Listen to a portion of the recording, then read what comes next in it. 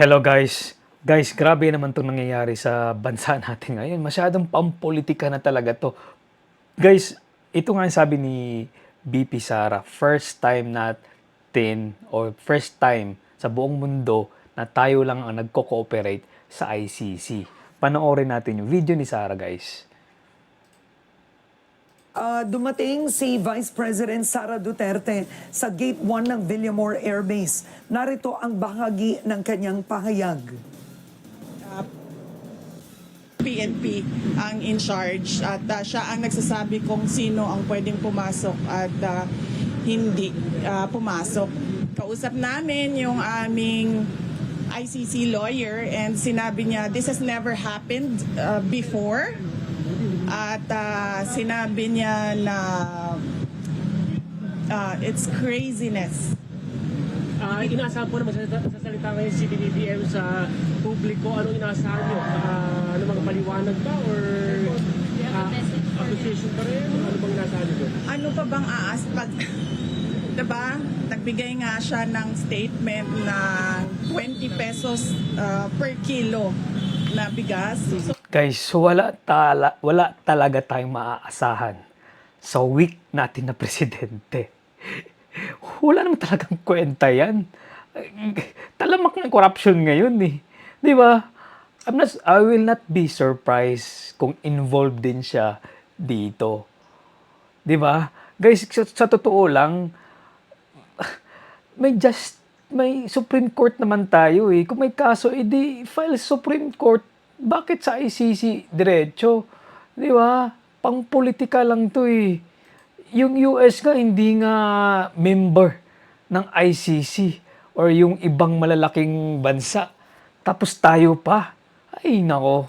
ano pa bang aasahan natin sa mga statements ng Pangulo?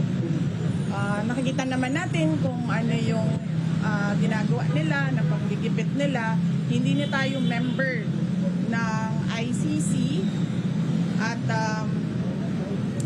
noong final yung ICC complaints, out of time na sila. Ni-raise natin yan ilang beses, wala silang jurisdiction. Pero tayo lang sa buong mundo ang bayan o bansa na nagko-cooperate sa ICC. Kaya nga, 'di ba? Since 2019, hindi na tayo member ng ICC. Pag titingnan nyo guys, ang daming mga malalaking bansa, hindi naman din member ng ICC. Tayo lang. Tapos, ngayon, nag-involve yung ICC sa atin na hindi naman tayo member na sana. Ito, pinupush lang to ng mga kalaban ng Duterte kasi alam nila parating na ang 2028 election. Alam nilang tatakbo si Digong as Vice President tapos President si Inday Sara. Inunahan lang talaga nila kasi threat kasi itong mga Duterte sa mga kalaban nila like sila Trillanes, Lima, tsaka sa Marcos ngayon. Para tayong doormat. The Philippines is like a doormat for other countries, not just the ICC, no. Kung sino man yung sumasamantala sa ating bayan. Yeah. Nakakalungkot dahil saan ka ba nakahanap ng bayan na yung kanyang citizen mismo ibibigay niya sa dayuhan. O, di ba? So, kung dadalhin si President Duterte sa ibang bansa para doon ikulong, remember guys, tayo nga, yung government nga natin, pag yung kapwa natin Pilipino nakulong sa ibang bansa, di ba? Nilalaban pa natin para dalhin natin sa Pilipinas at ikulong sa Pilipinas. Tapos ngayon, yung ex-president natin, dahil ginawa lang niya ang tingin niyang tama, which is para sa akin, ang daming mga adik nag-surrender dahil sa ginawa niya. Imagine nyo, kung yung mga adik hindi nag-surrender, ilan naman yung inosente na pwedeng mamatay. Di ba? Libo-libo yun, guys. Pero ang iniisip nila, EJK, minsan naman yung mga crime, hindi naman connected sa ano, sa kahit hindi connected sa EJK, kino-connect nila para dadami yung number of crimes. Ganun sa atin, guys. Wala talaga tayo sa masyadong, ay nako, pang politika lang talaga, guys. Kaya bilang isang Pilipino.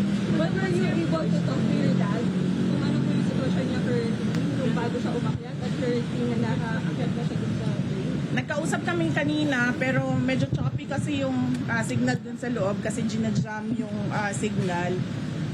Naintindihan ko lang naman sa kanya, sabi niya na wala tayong magagawa. Parang the way I say it, sabi niya, it's that's life, kesera-sera. But then I told him na some instructions on what to say and what to do. Pero sa totoo lang, dapat hindi talaga yan umalis ng bansa si President, former President Rodrigo. Exactly. 'Di ba? Maging katatawanan na yung ex-president natin dadalhin sa ibang bansa. 'Di ba? Guys, mga Duterte supporters dyan, we have to protect. Kailangan ni Digong yung suporta natin, guys. Itong corrupt na government ngayon, administration ni Bongbong, grabe to, masahol to sa hayop tong gobyerno natin ngayon. Gusto lang nilang takpan yung corruption, guys, yung BICAM at saka yung PhilHealth kasi parating na yung election.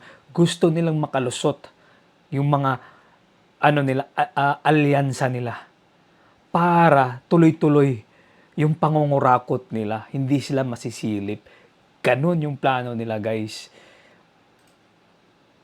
Pag on audits po, susunod po ba kayo? Yes, meron na pong arrangements kasi kailangan ko kausapin yung mga abogado doon kung saan man siya dalhin. Pupunta kami, ako, at pupunta yung mga abogado and doon kami mag-uusap kung ano yung mga gagawin. Tingin niyo ba tama yung naging proseso sa warrant of? Ay hindi talaga. Kasi nakalagay sa rules ng ICC, the defendant should be taken to a court, a local court. Dapat dinala siya sa korte. At yung proseso natin dito sa loob, yun yung masusunod para sa pag-implement ng warrant. Exactly. Di ba? Asan yung justice system natin? Bakit diretso? Inaresto nga nila si Duterte na walang warrant of arrest, guys. Itong government natin ngayon, power tripping to, guys. Grabe. Tingnan mo yung Quadcom. Bastusan. Di ba? Power trip to eh. Grabe, grapalan to, guys. Weak kasi yung presidente natin. Sobrang weak.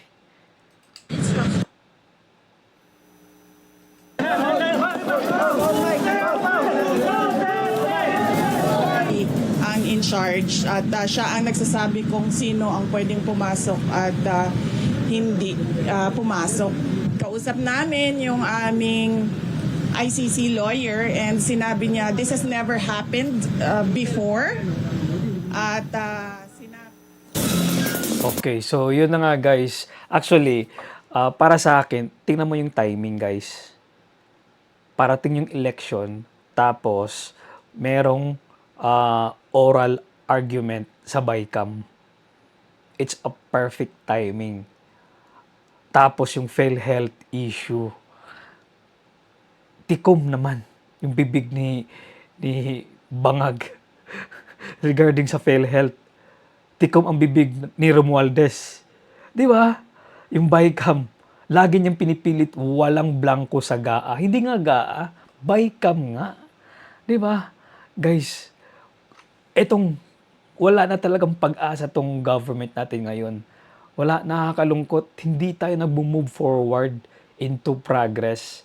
Umaatras tayo ng farther backward. Ilang steps. Kay Digong, nag-move forward na sana tayo. Ang dami mga infrastructure na sana.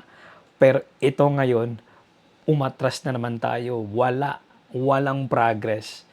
Ay nako, guys. Let's support Tatay Digong. Kapit lang, tatay.